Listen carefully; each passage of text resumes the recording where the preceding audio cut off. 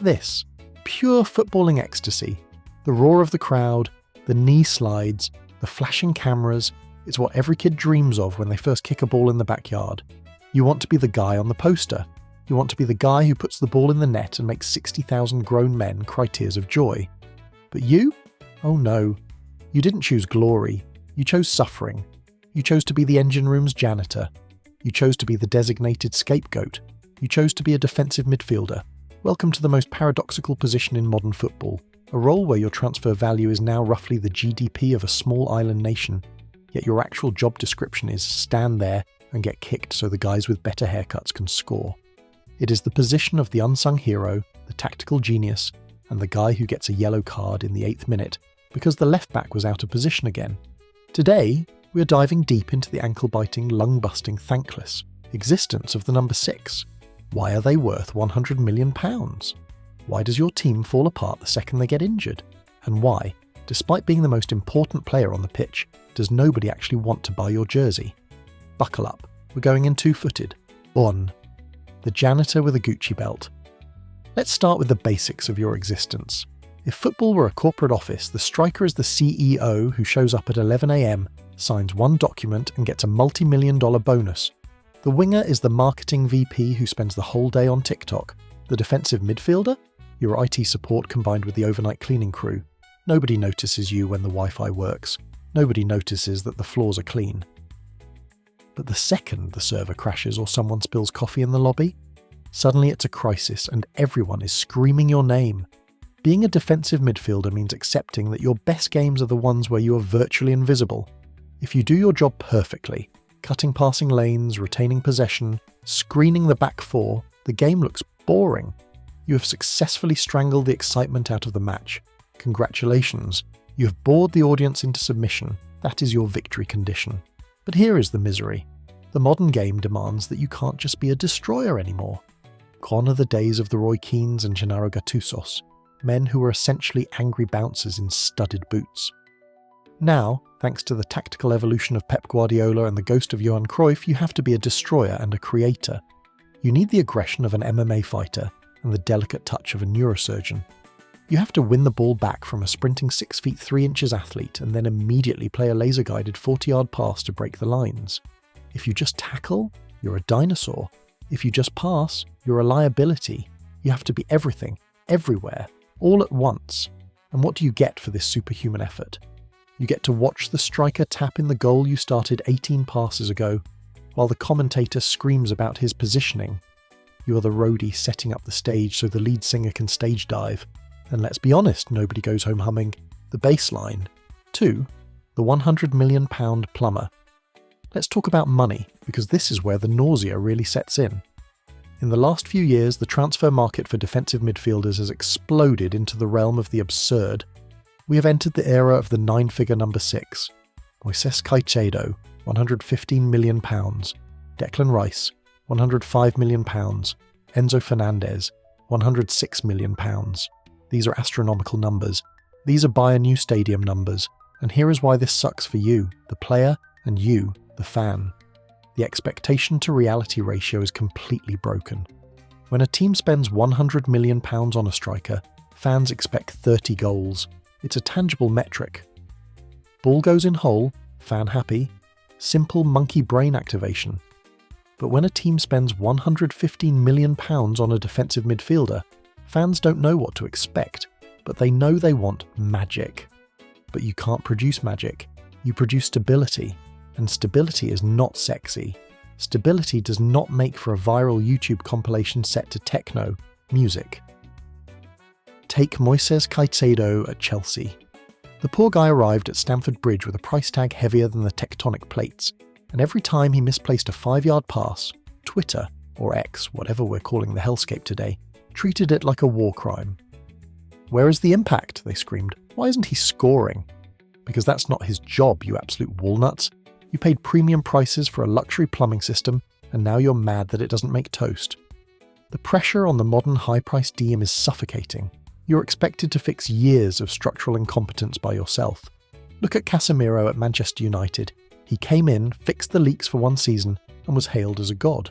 Then, age caught up, the system collapsed around him, and suddenly he looked like a dad playing in a charity match after a heavy Sunday roast. The fall from grace isn't a slide, it's a cliff. You're the most expensive safety net in the world, and if you break, the whole circus comes crashing down. 3. The art of the professional foul, and being hated for it. If you're a fan of a team with a great defensive midfielder, you love them. You call them a warrior, a shithouse, a master of the dark arts. If you support any other team, you think they should be in prison. To be a truly elite DM, you have to be, and I say this with the utmost respect, a terrible person on the pitch. You have to be annoying. You have to be the guy who pulls a shirt when the ref isn't looking. You have to be the guy who steps on a toe during a corner kick. You are the designated villain. Let's look at the master of this, Fernandinho at Man City. For years, this man committed tactical fouls with the precision of a Swiss watchmaker, yet somehow avoided yellow cards like he had blackmail photos of the referee's family. It's a skill, it's an art form, it's infuriating. Or look at Rodri. The man is a Rolls-Royce of a player, but watching him play against your team is like having a pebble in your shoe for 90 minutes. He stops your counterattacks before they even start, usually with a cynical trip that creates a stoppage just long enough for his team to regroup. But here is why it sucks. You live on a tightrope. One mistimed lunge, one moment of passion, and you're off. Red card, game over. You're the only player on the pitch whose job requirement includes know exactly how much physical violence is legal, and the stats reflect this misery. You lead the league in tackles, interceptions, and distance covered, but you also lead the league in times screamed at by opposition fans. You absorb the hatred of the stadium so your number 10 can play with freedom. You are the emotional sponge of the team, soaking up the vitriol and the bookings.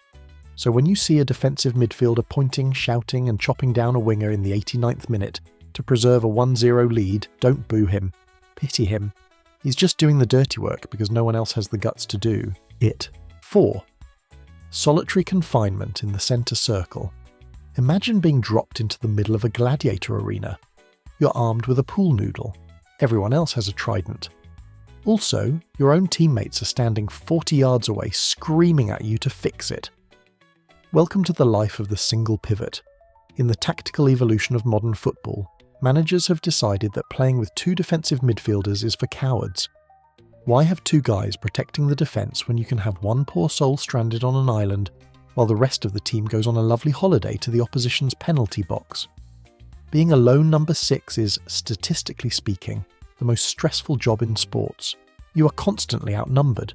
The opposition's number 10 is buzzing around you like a mosquito with a caffeine addiction. Their wingers are cutting inside. Their striker is dropping deep. You're essentially a traffic cop standing in the middle of a 6-lane highway, trying to stop speeding Ferraris with nothing but a whistle and a stern look. Let's look at the Man United midfield void of recent years, a phenomenon so large it can be seen from space. For seasons, they tried to play a high press with a low defensive line, leaving a gap in the middle the size of the Atlantic Ocean. And who had to patrol that ocean? Usually one guy, often Casemiro, or before him, the ghost of Nemanja Matic. When you watch the replays of a team getting countered, look at the defensive midfielder. He's usually spinning his head like an owl on meth, trying to track 3 runners at once. He steps left, pass goes right. He steps right, pass goes through the middle. He holds his position. The opponent shoots from distance. There is no winning. If you intercept the ball, it was poor opposition play. If you miss the tackle, you are washed, slow, and a liability. You are the tactical fulcrum, which is a fancy way of saying you are the point where the lever breaks. The entire structural integrity of a billion-dollar franchise rests on your ability to guess which way a 22-year-old Brazilian wonder kid is going to dribble. Good luck with that. And the worst part? When you do get overrun because you're defending a 3v1, the camera zooms in on your face. Not the left back who is currently tying his shoe in the opponent's corner flag. Not the striker who lost the ball trying to nutmeg a goalkeeper. You, it's always you. 5. The human brake pad. Let's talk about mileage. Let's talk about the physical degradation of the human body. If you are an elite defensive midfielder, you're not a footballer. You're a marathon runner who occasionally gets kicked in the shins. You're the engine oil. And what happens to oil? It gets burned. We are currently witnessing the industrial-scale grinding down of the world's best talent. Look at Rodri. The man played roughly 6,000 minutes a season for Manchester City and Spain. He didn't just play, he controlled everything. He was the metronome, the shield, the brain. He famously went to the press, looked the cameras in the eye and said, "I am tired, we are close to going on strike." And what happened next? The football gods, in their cruel irony, snapped his ACL. It wasn't a tragedy, it was a statistical inevitability. You cannot redline a Ferrari engine for 70 games a year and expect it not to explode. The modern DM covers the most distance, makes the most high-intensity sprints to recover possession, and engages in the most physical duels. Remember N'Golo Kanté, the man who famously had 3 lungs? We all laughed. We made memes. 70% of the earth is covered by water, the rest is covered by N'Golo Kanté. It was hilarious, until his body fell apart. He spent 2 years in the medical room at Chelsea because he had essentially run the mileage of a Toyota Camry by the age of 30. This is the reality of the role. You age in dog years. A 29-year-old centre-back is in his prime. A 29-year-old defensive midfielder is usually looking at his knees and wondering if he can get a disabled parking permit. So, when your club signs that energetic 23-year-old ball winner, enjoy him. Cherish him. Because in 4 years, he's going to move with the turning circle of an oil tanker and have the hamstrings of a geriatric, all because he spent his youth covering for your lazy wingers. 6. Square pegs in round holes.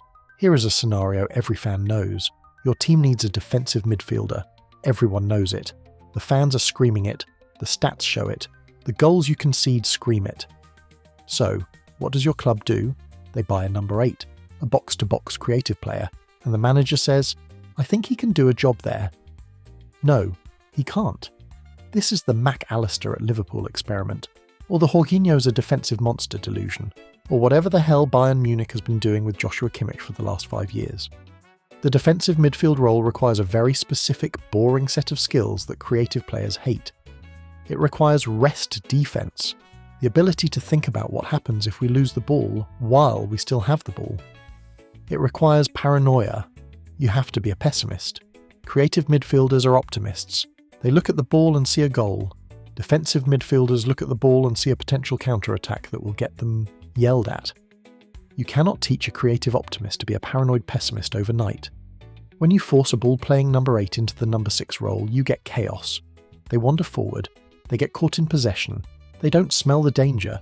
They try a fancy turn on the edge of their own box, lose it, and concede a goal.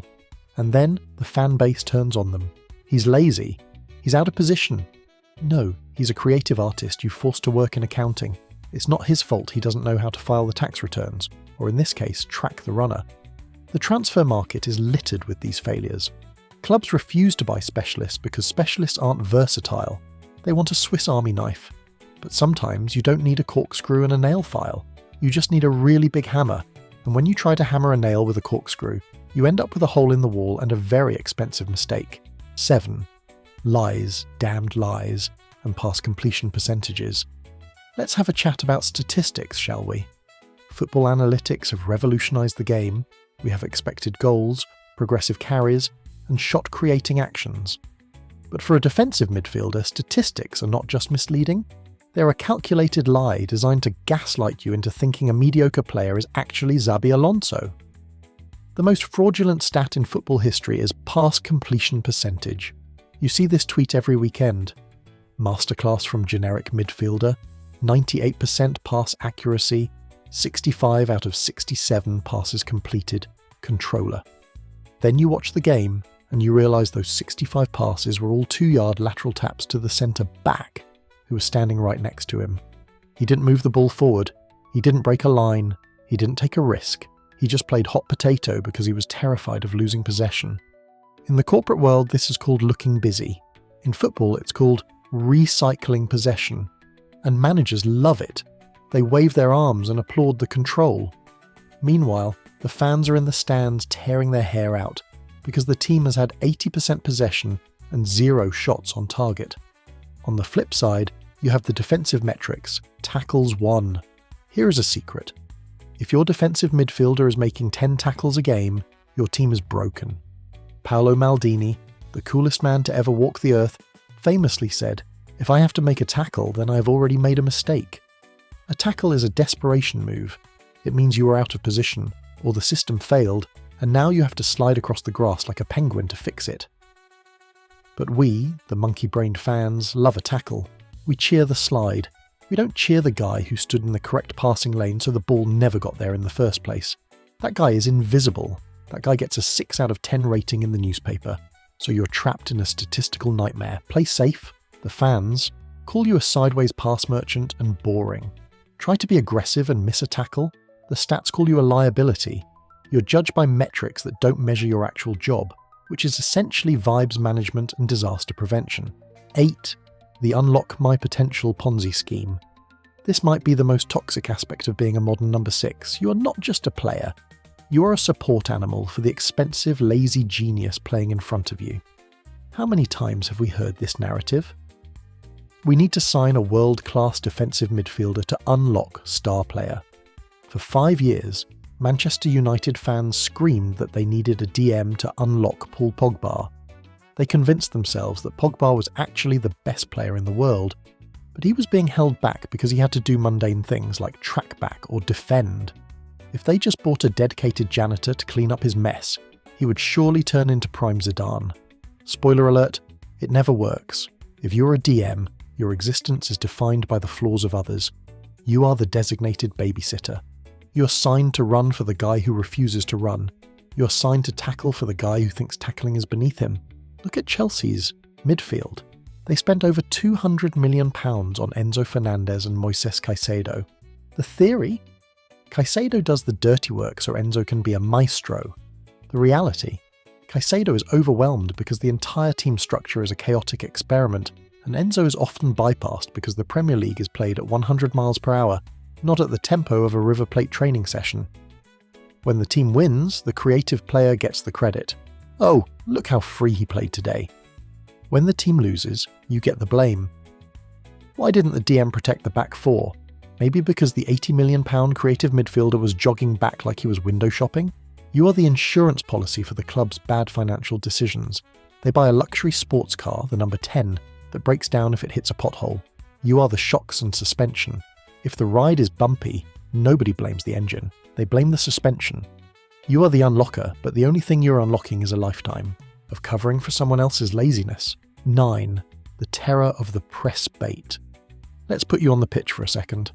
Let's simulate the specific anxiety of playing this position in the year 2024. It used to be that goalkeepers kicked the ball long. It was a simpler time. The ball went into the sky, people headed it, and we all moved on. Now we play out from the back. Build up play. Here is the scenario. Your goalkeeper has the ball. He is standing on his own goal line. You are standing on the edge of your own penalty box. There are 3 opposition attackers, let's say Salah, Diaz and Nunez, staring at you like hungry wolves looking at a wounded gazelle. They are foaming at the mouth, they are ready to press, and your goalkeeper passes the ball. To you. This is press baiting. The manager wants you to receive the ball under pressure. He wants you to invite the pressure, wait until the striker is 6 inches from your face, and then calmly pivot and pass the ball to the fullback.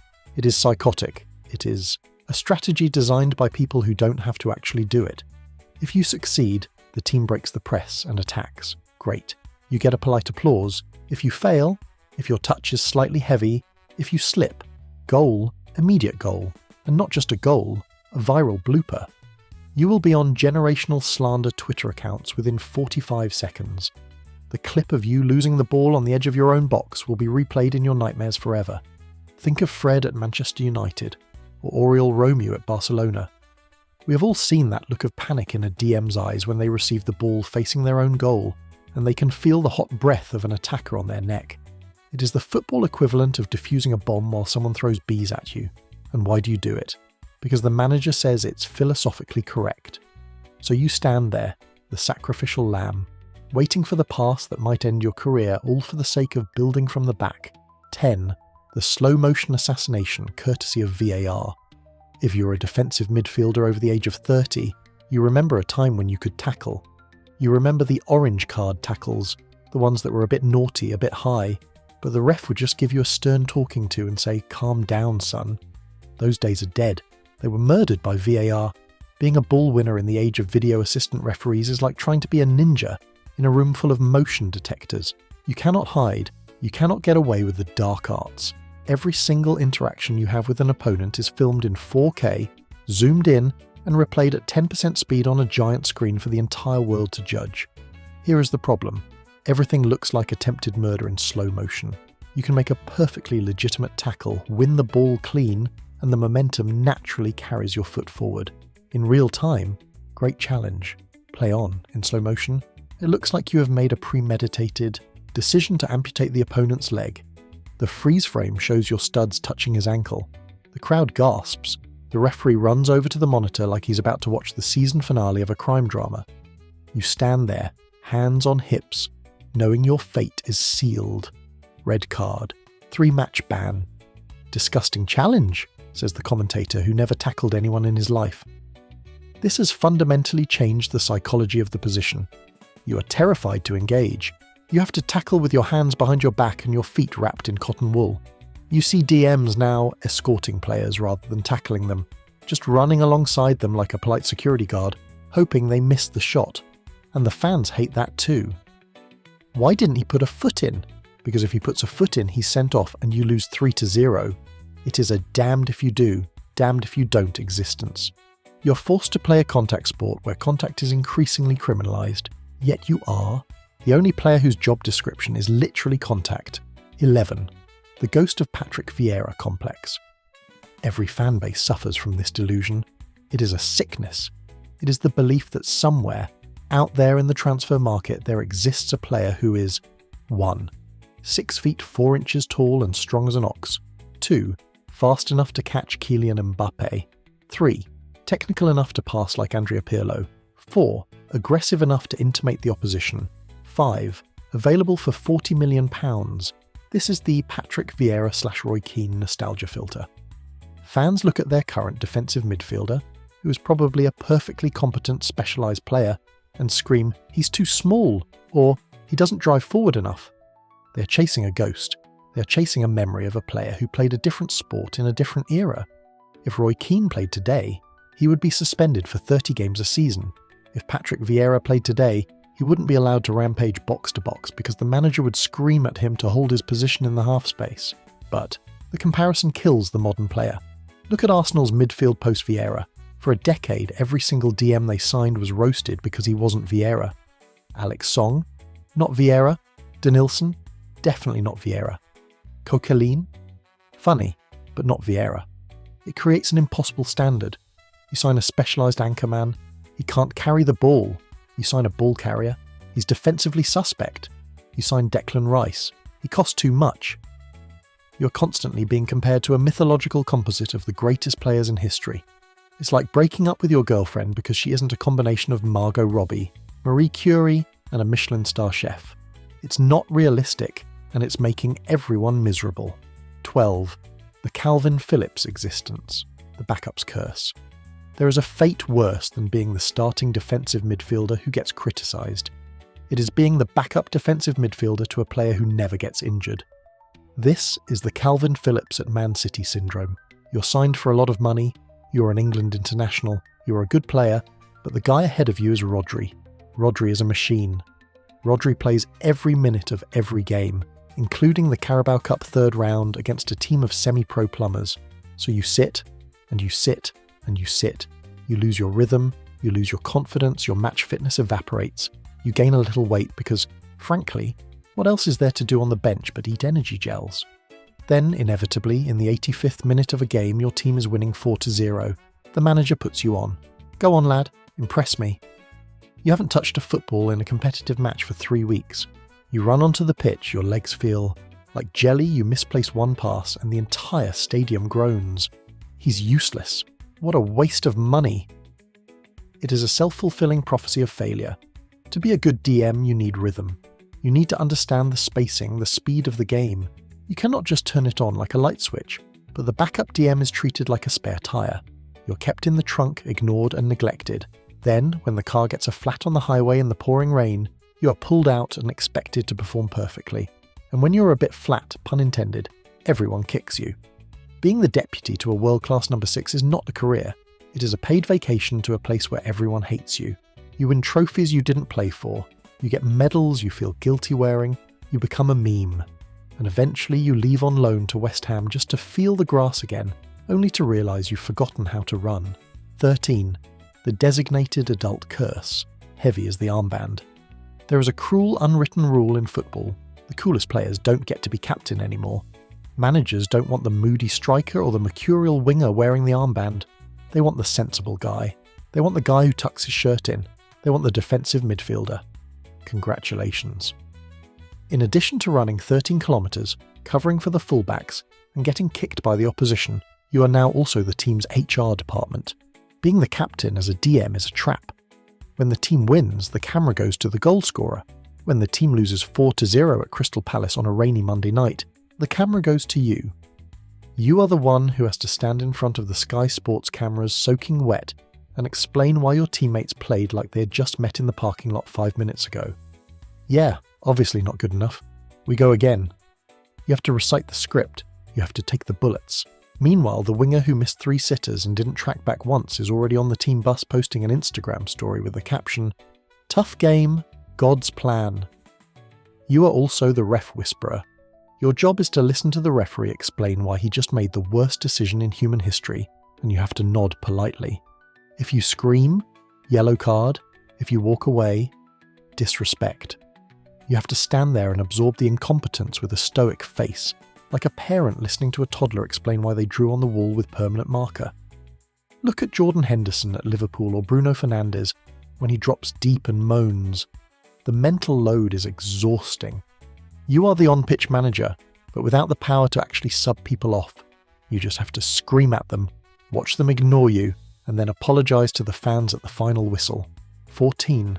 The Ballon d'Or glass ceiling. Even when you win, you lose.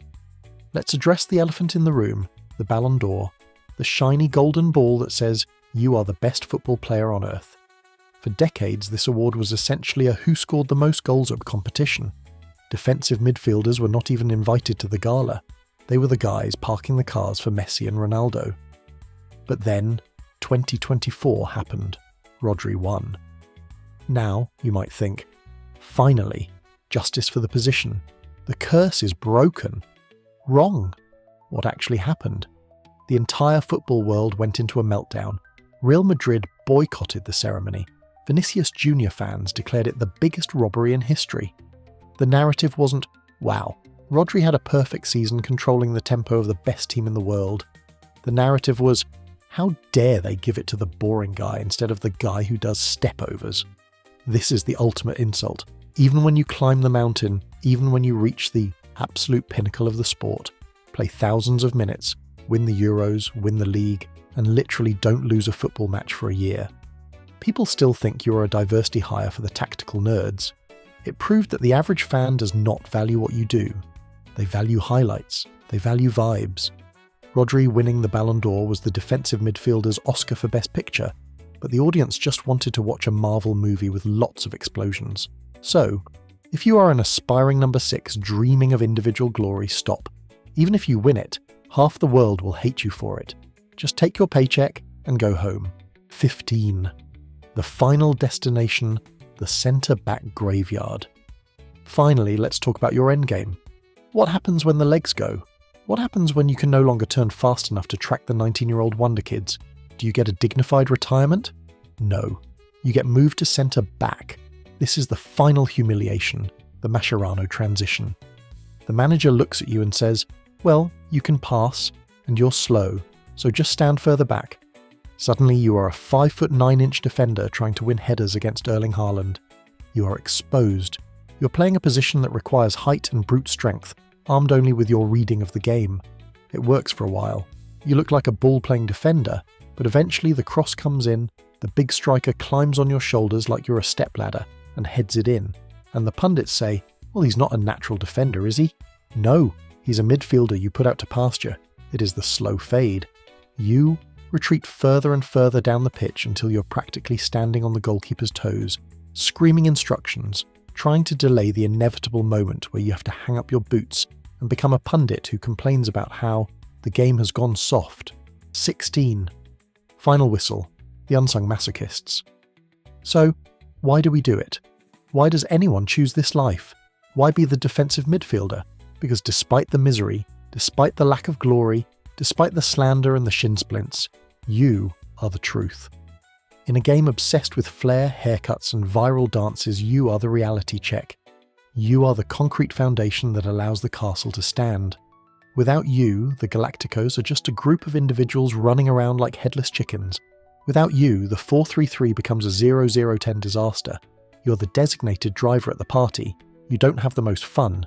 You don't get the girl. You have to clean up the vomit in the back seat. But without you, everyone dies in a fiery crash. There is a dark, cynical pride in that. You know, deep down, that you're the most important person in the stadium.